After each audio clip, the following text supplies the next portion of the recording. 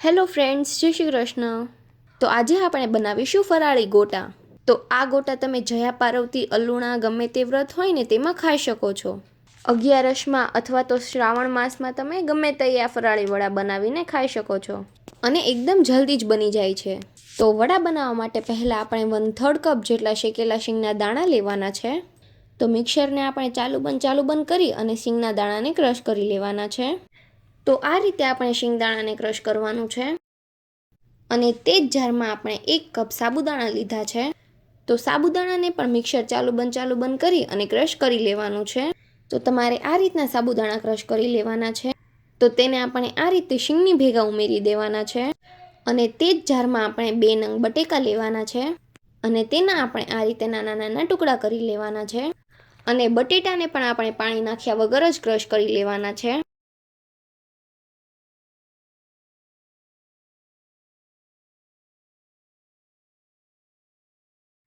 તો તમે જોઈ શકો છો કે આપણા બટેટાની એકદમ સરસ પેસ્ટ બનીને તૈયાર થઈ ગઈ છે. તો તેને આપણે બાઉલમાં ઉમેરી દઈશું.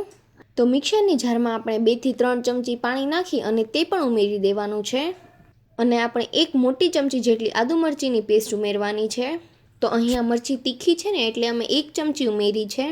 તમે તમારા ટેસ્ટ અકોર્ડિંગ ઉમેરી શકો છો. અડધી ચમચી જેટલું આખું જીરું, અડધી ચમચી કરતાં થોડો ઓછો મરી પાવડર, 2 ચમચી જેટલી ખાંડ, 1 વાટકી જેટલા ફ્રેશ લીલા ધાણા, 1 ચમચી મીઠું. અને જો તમે ગૌરી વ્રત કે જયા પાર્વતી વ્રત માટે બનાવતા હોય ને તો મીઠું ન ઉમેરવું. તો તે વ્રતમાં આપણે મીઠું ન ખાવાનું હોય ને એના માટે મીઠું નહીં ઉમેરવાનું. અને તમે મીઠું ન ઉમેરો ને તો ગળપણ, તીખાશ અને લીંબુ થોડું વધારે ઉમેરવાનું, જેથી ગોટા થોડા વધારે ટેસ્ટી લાગે. અને આમાં પણ આપણે મસાલા થોડા ચડિયાતા જ રાખવાના છે, જેથી ગોટાનો ટેસ્ટ બહુ જ ફાઇન આવે. તો હવે આપણે અહીંયા 1 નંગ લીંબુ નીચવી લેવાનું છે. તો લીંબુ મીડિયમ સાઇઝનું છે પણ રસ ઘણોય છે. તો બધી જ વસ્તુને આપણે એકદમ સારી રીતે મિક્સ કરી લેવાનું છે. તો અત્યારે આપણા ગોટાનો મસાલો થોડો ઢીલો છે. તો અત્યારે આપણે તેને 10 મિનિટ જેવો રેસ્ટ આપીશું, એટલે મસાલો આપણો એકદમ પરફેક્ટ ગોટા વળે ને એવો બની જશે. તો 10 મિનિટ જેવું થઈ ગયું છે અને આપણો મસાલો એકદમ સરસ તૈયાર થઈ ગયો છે, ગોટા બને ને એવો. તો આ રીતે થોડું મિશ્રણ હાથમાં લઈ અને આ રીતે ગોટા બનાવી લેવાના. તો આ રીતે આપણે બધા જ મીડિયમ સાઇઝના ગોટા બનાવી લઈશું. તો બધા જ ગોટા આપણા બનીને તૈયાર થઈ ગયા છે.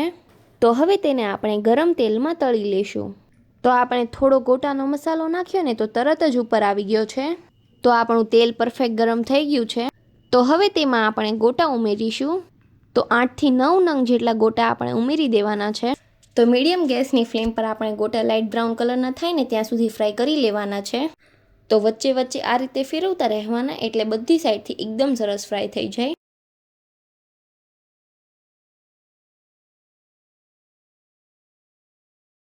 તો ગોટાનો આપણો એકદમ સરસ લાઇટ ગોલ્ડન કલર આવી ગયો છે. તો હવે તેને આપણે બહાર કાઢી લઈશું. તો ગોટામાં બિલકુલ તેલ પણ નથી રહ્યું. તો તમે જે પલાળીને ગોટા બનાવો ને તેના કરતાં આ ગોટા ખૂબ જ ટેસ્ટી બને છે અને તેલ પણ બિલકુલ લાગતું નથી. અને આપણે પ્લેટમાં નાખીને તો જો કેવો મસ્ત અવાજ આવે છે, એટલે ગોટા આપણા એકદમ સરસ ક્રિસ્પી બન્યા છે. અને આ ગોટા બહારથી એકદમ ક્રિસ્પી અને અંદરથી ખાવામાં એકદમ સોફ્ટ લાગે. અને બીજા ગોટા પણ આપણે આ રીતે જ ફ્રાય કરી લઈશું.